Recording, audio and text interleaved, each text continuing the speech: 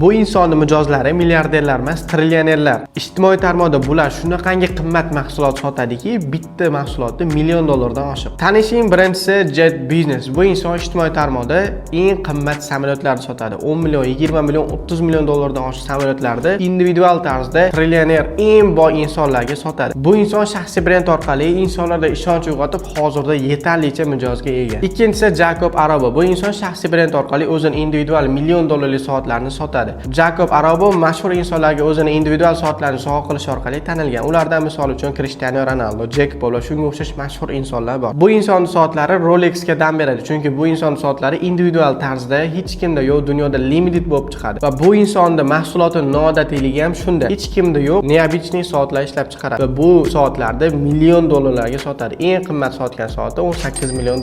Bu inson haqida ma'lumot to'playotganimda shuni bilib qoldim. Bu inson Toshkent shahrida tug'ilgan ekan va keyinchalik zargarligi bo'yicha Amerikaga ishga ketgan ekan. Bu insonlar shaxsiy brend orqali $1 million sotuvlar qiladi. Siz ham shaxsiy brend qurish bo'yicha meni kuzatib boring.